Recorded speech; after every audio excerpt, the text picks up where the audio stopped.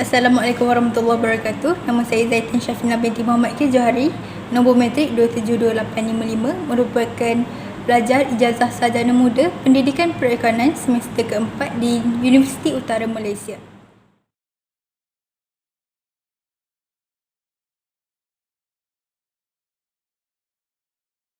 Okay, Assalamualaikum warahmatullahi wabarakatuh. Selamat pagi murid-murid. Salam. Untuk kelas kita pada pagi ini, sebelum tu cikgu nak tanya, semua dah makan dah? Belum. Okey, ada yang dah, ada yang belum.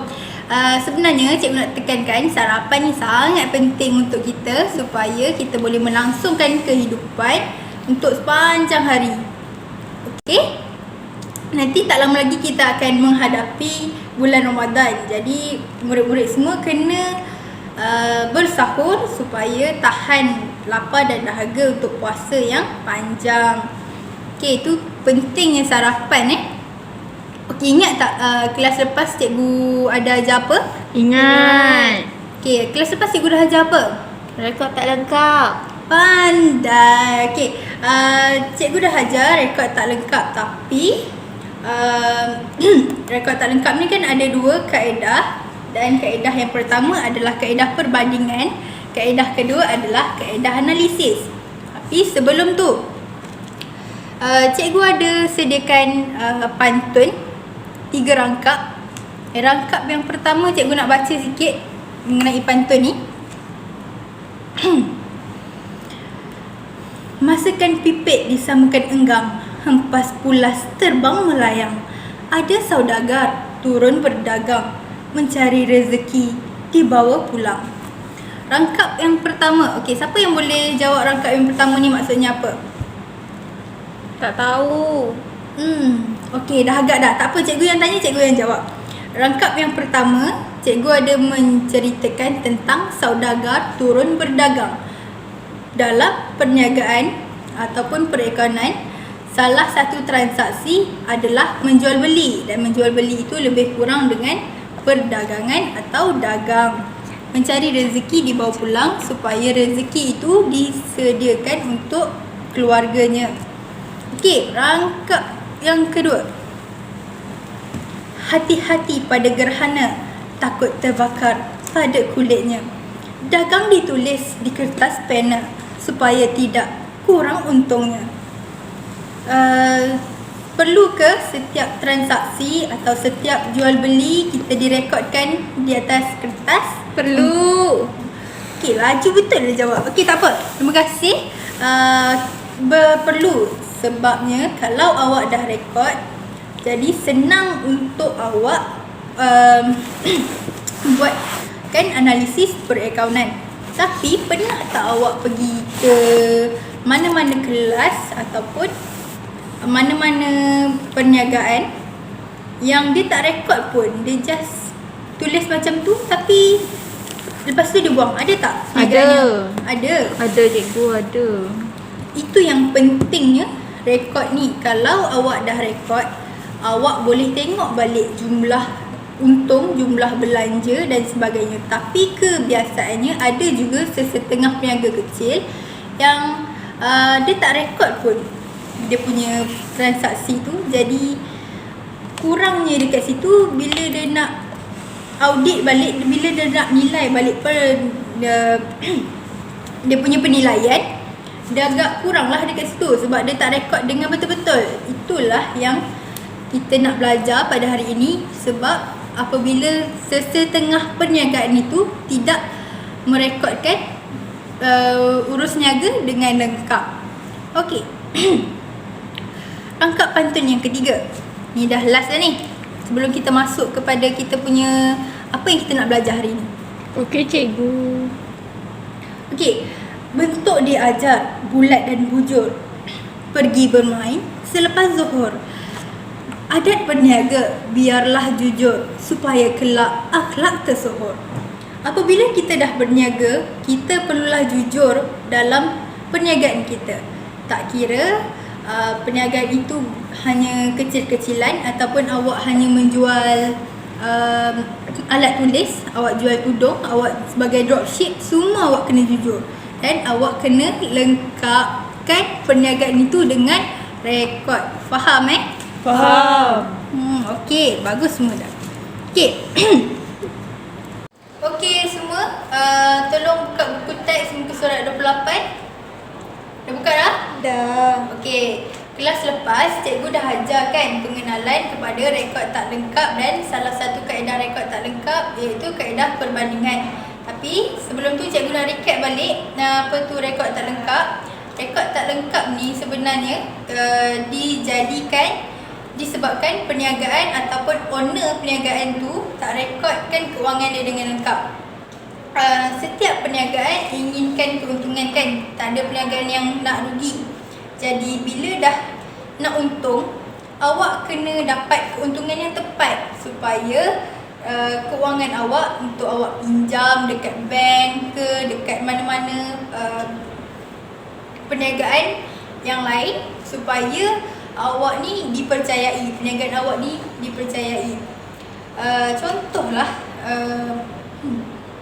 dia tidak mengamalkan cacatan sistem bergu. Apa ni sistem cacatan bergu? Contohnya transaksi jual beli. Cikgu jual tudung, awak beli. Cikgu jual, cikgu dapat duit. Tapi dalam pada masa yang sama, inventory ataupun stok tudung cikgu ni dah berkurang. Itu adalah sistem cacatan bergu. Awak kena rekod untuk dua tempat lah, tak silapnya. Okey, untuk itu pada hari ini kita akan gunakan kaedah analisis. Apa tu kaedah analisis? Okey, kaedah analisis adalah proses menganalisis urus niaga bagi menentukan hasil dan belanja semasa menyediakan penyata perakaunan. Penyata kewangan. Penyata kewangan ni terdiri daripada kunci kira-kira, akaun perdagangan dan untung rugi. Untuk dapatkan untung atau rugi, awak kena hasil perlu ditolak dengan belanja supaya awak tahu berapa yang awak untung pada hari itu. Okey, seterusnya. Okey, ada beberapa kaedah yang sebelum tu.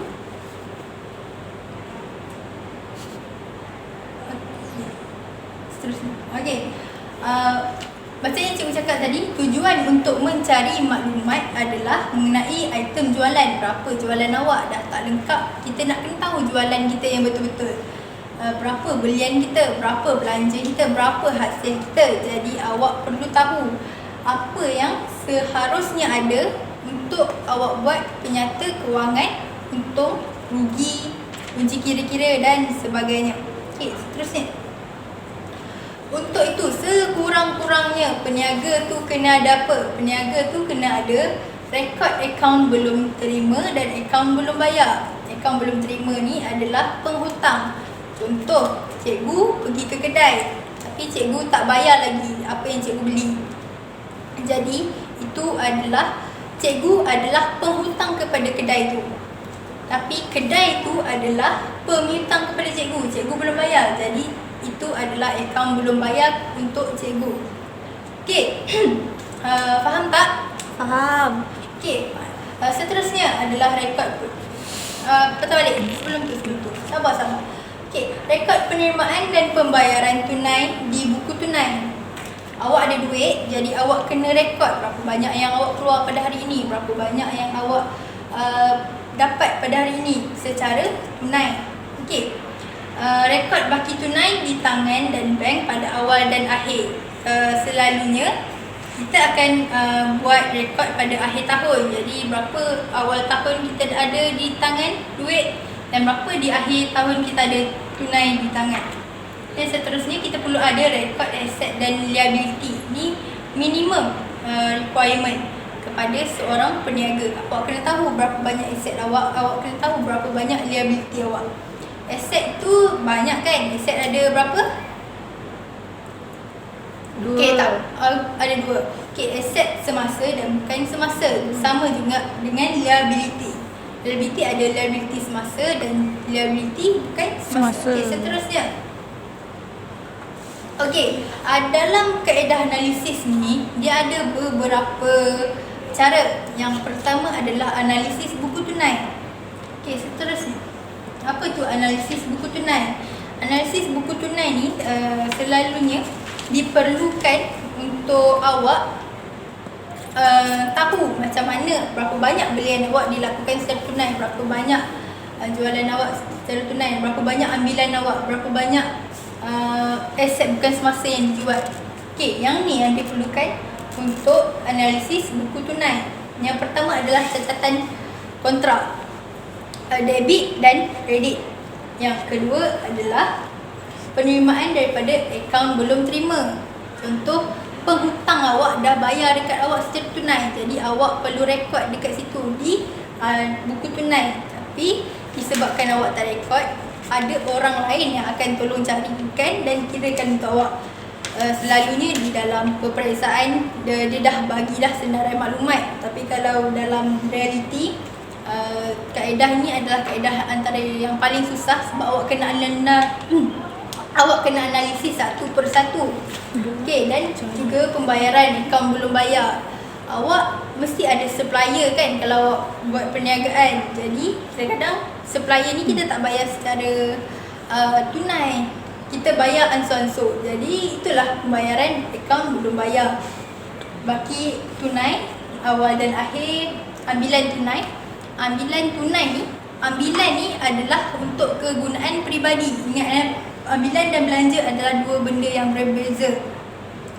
Ambilan adalah untuk peribadi. Contohnya cikgu sebagai contoh tudung kan tadi, tapi cikgu ada untung, cikgu ambil RM50 untuk cikgu beli keropok ataupun cikgu beli makanan-makanan ringan yang lain. Jadi RM50 tu duit kedai sepatutnya untung, tapi cikgu ambil untuk kegunaan peribadi cikgu. Jadi itu adalah ambilan. Tapi belanja pula dia selalunya digunakan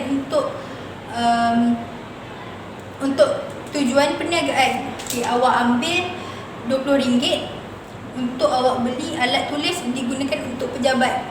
Itu adalah belanja dan hasil. Awak kena beza dua tu. Dan belian dan jualan tunai barang niaga.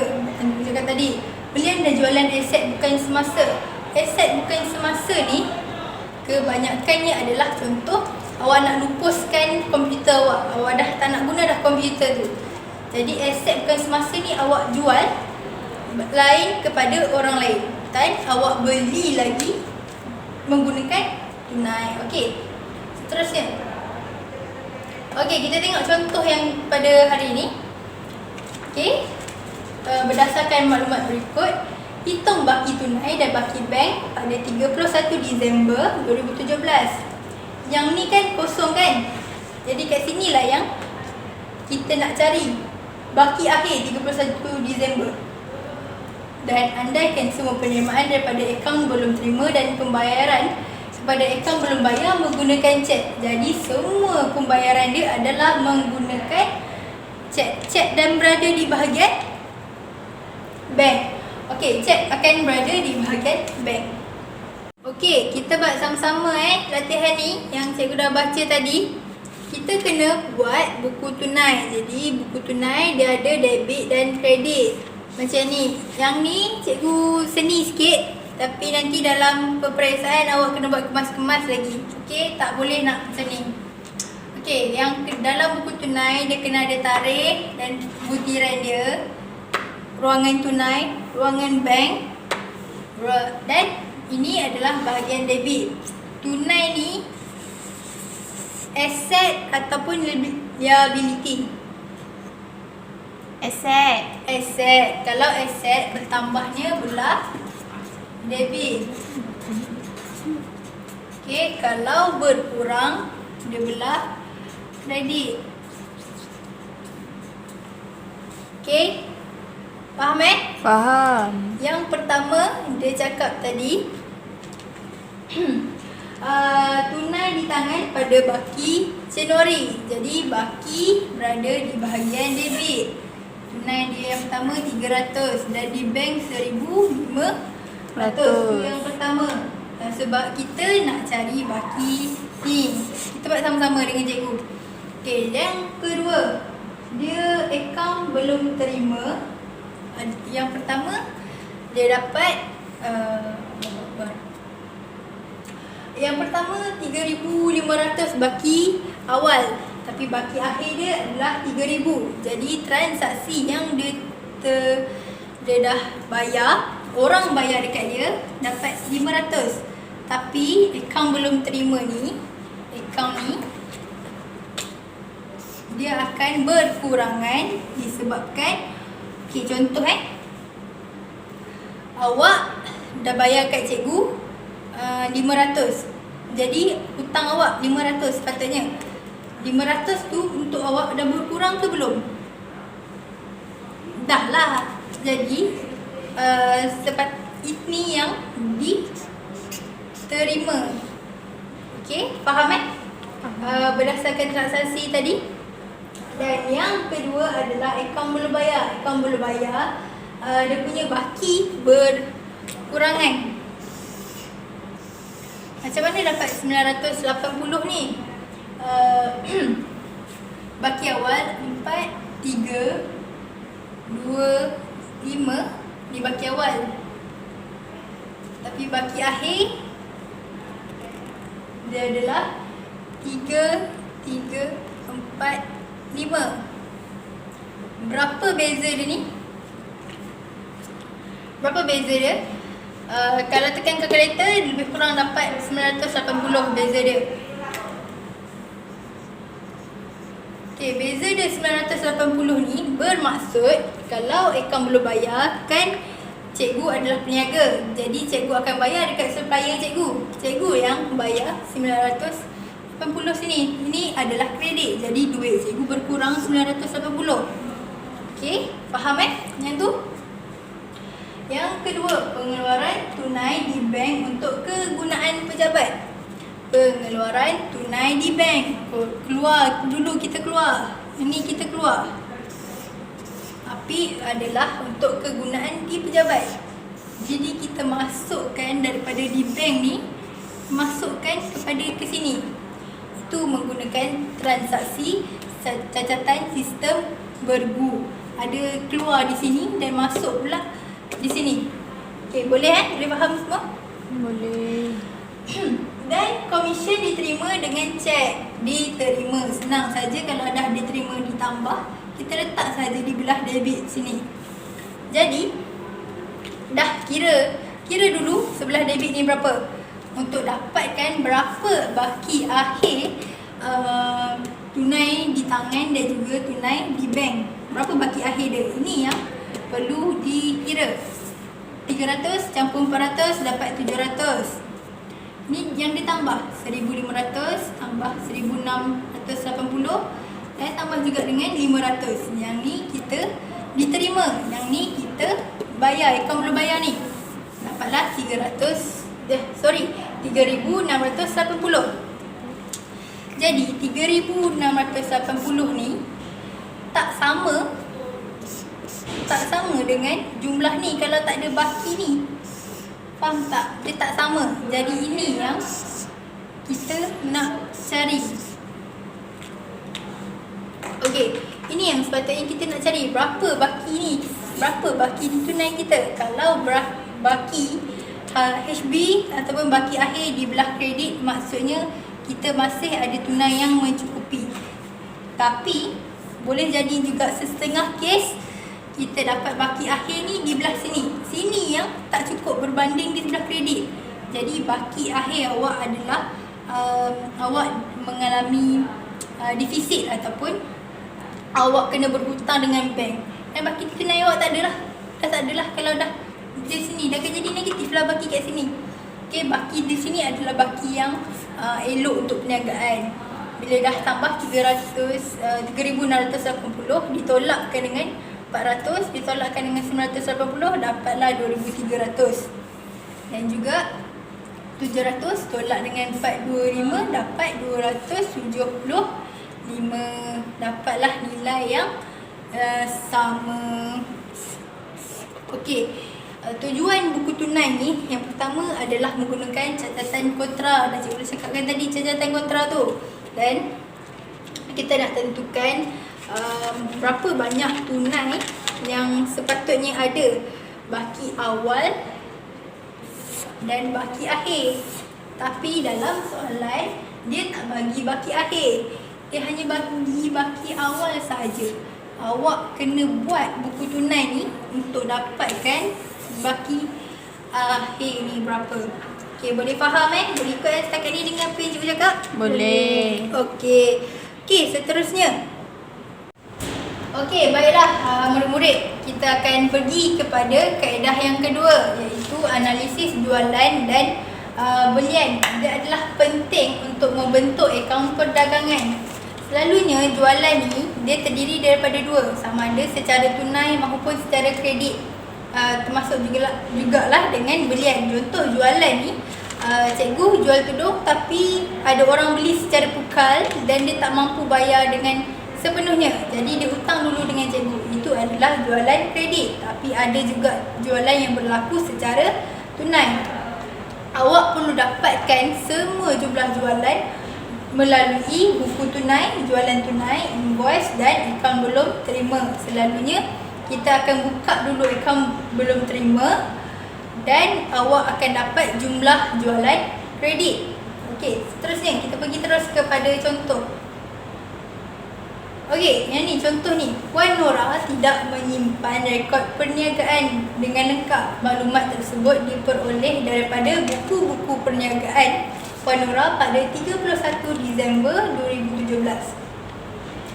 Jadi, dekat sini tak lengkap, tak tahu hanya ada dapat jualan tunai saja. Tapi jualan tunai ni tak ada pun jualan kredit. Nak cari jumlah jualan, awak kena tahu jualan kredit tu berapa. Jadi kita akan buka akaun belum terima. Okey, kita buat sama-sama dengan contoh yang cikgu dah bagi ni. Cikgu dah buat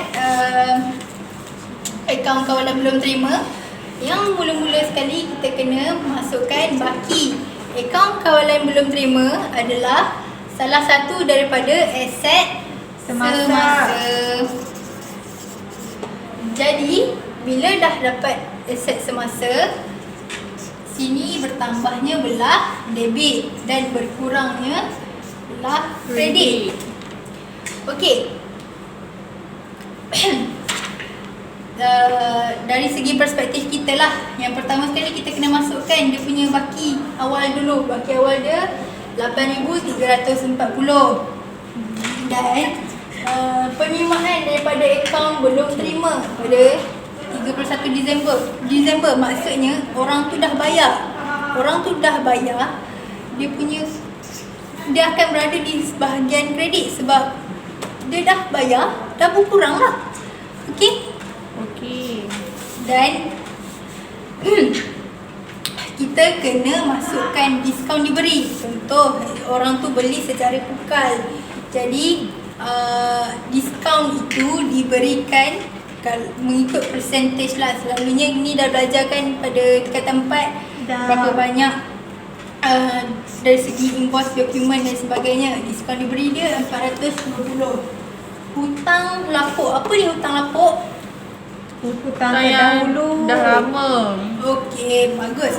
Hutang lapuk ni sebenarnya adalah penghutang kita atau akaun kawalan belum terima kita ni tak mampu nak bayar.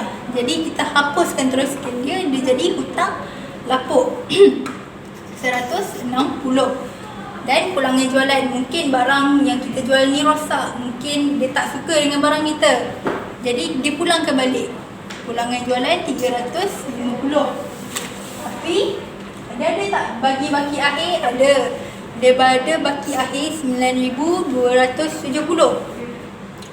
Bila awak dah tambah ni semua, dapatlah 25,590. Tetapi tak ada satu item lagi yang kurang di bahagian ini untuk samakan kedua-dua belah, debit dan kredit. Apa yang awak perlu buat? 25,590 awak tolakkan dengan 8,340, dapatlah jumlah jualan dia. Tapi jualan yang ini, yang 17,250 ni adalah secara kredit. Sebab dekat soalan dia dah bagi dah jualan tunai 3,200. Nak hitung jumlah jualan, awak kena ambil jualan kredit ni 17,250, awak tambah dengan 3,200. Berapa nilai dia? 5 4 20. Jumlah jualan yang awak akan dapat adalah 20,450. Biasakan awak buat accounting kalau dapat, supaya senang awak nak tengok berapa banyak transaksi di belah kredit, berapa banyak transaksi dia sebelah debit. Okey, kita beralih pula dekat sebelah sana. Okey, yang seterusnya kita pergi pula dekat salah satu analisis yang lain. Okey, seterusnya.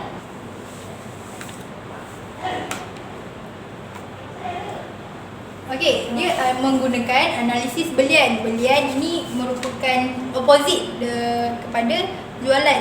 Jadi kalau jualan, akaun kawalan belum terima, awak kena buat untuk dapatkan jualan kredit. Untuk belian, awak perlu buat akaun kawalan belum bayar. Dia perlu ada baki awal dan akhir, pulangan belian dan diskaun diterima sekurang-kurangnya. Okey, ada soalan di dalam buku teks. Jadi cikgu nak awak buat dulu balik rumah dan awak buat soalan tu. Nanti kelas yang minggu depan kita akan tengok itu sebagai homework awak. Okey, boleh? Seterusnya. Okey, dan yang ni, taksir belanja dan hasil. Awak perlu dapatkan berapa nilai sebenar belanja dan berapa nilai sebenar hasil. Okey, seterusnya. Dia adalah penting untuk menyediakan akaun untung rugi.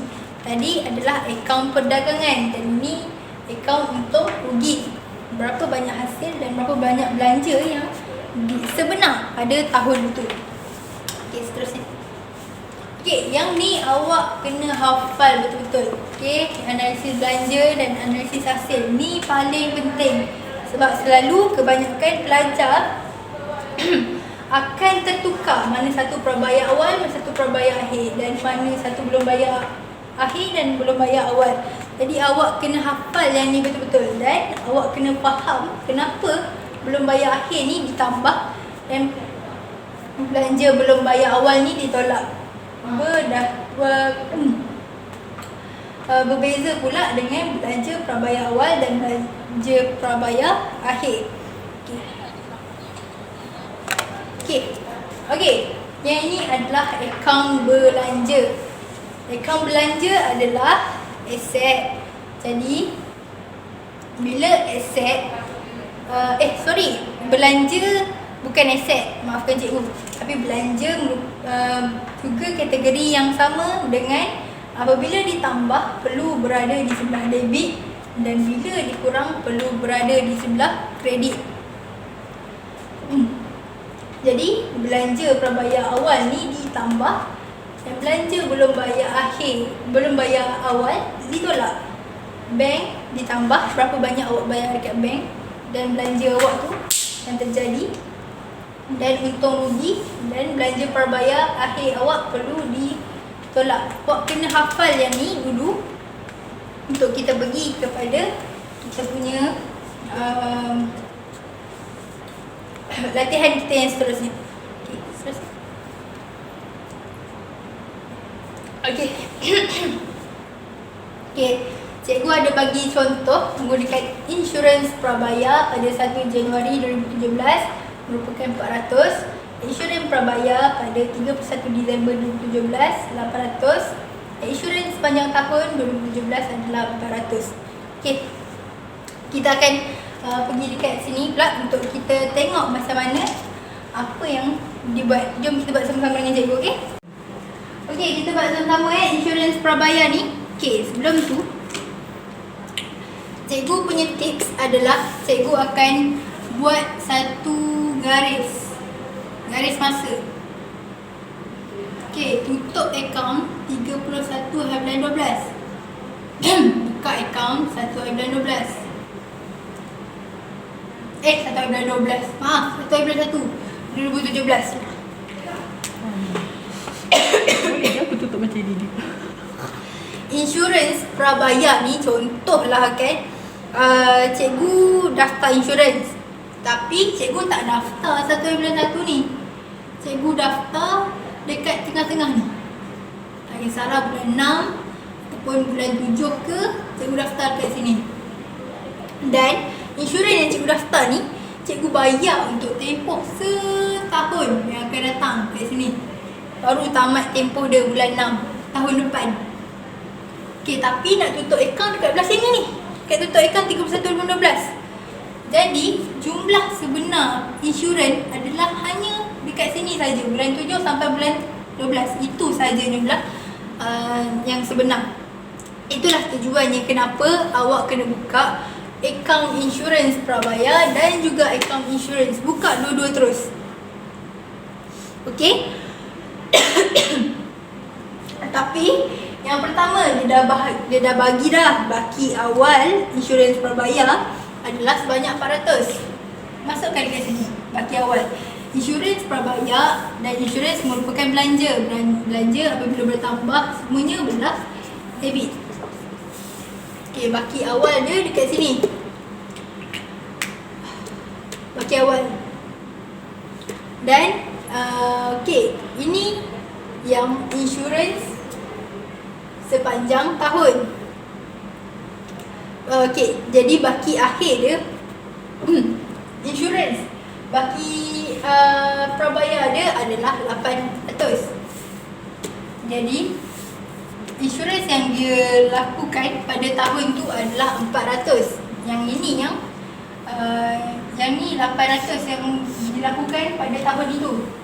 Dan baki hari bulan tu, baki akhir dia adalah 800. Yang ini yang sebenarnya yang kita nak cari. Yang ni kita akan masukkan dekat akaun insurans. Berapa banyak yang sebenar, jumlah yang sebenar ni dekat sini sampai tutup akaun pada akaun insurans. Okey, tapi akaun insurans dekat sini kita ada, dia dah bayar 4,000. Jadi yang ini yang sepatutnya kan dia punya nak cari belanja sebenar adalah belanja dibayar ditambahkan dengan belanja prabayar awal ditolak dengan belanja prabayar akhir. Ada dalam buku teks dan awak kena tengok tu betul-betul, awak kena hafal. Tak perlu hafal sangat pun, awak perlu buat banyak penilaian dan banyak latihan je sebenarnya. Okay, insurans prabayar ni akhir ni berapa dekat sini.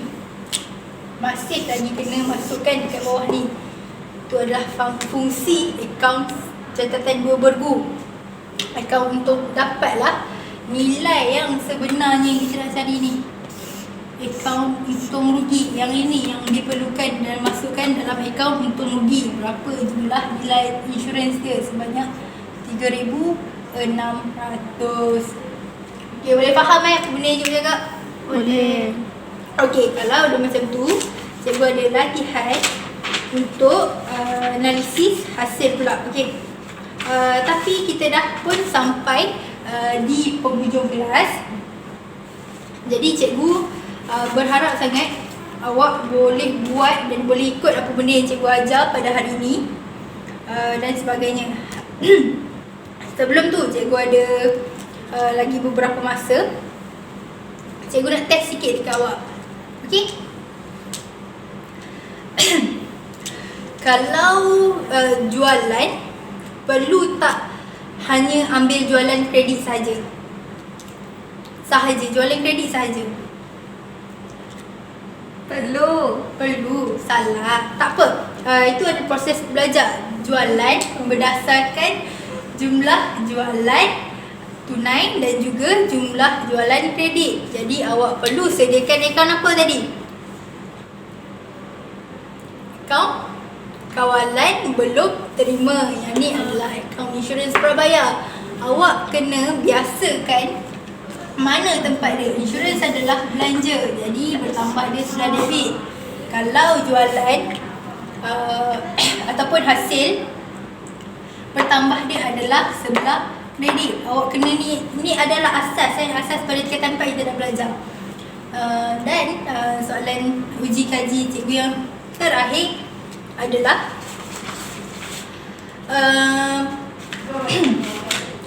nyatakan satu sebab kenapa kita perlu buat analisis buku tunai.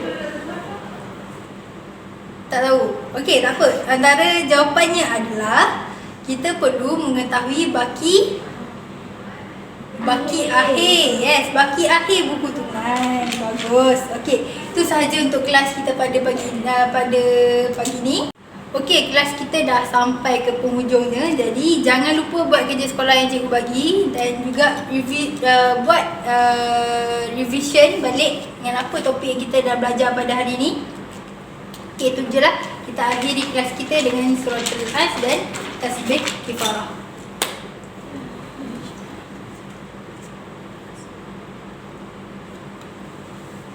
Okey, sekian. Terima kasih.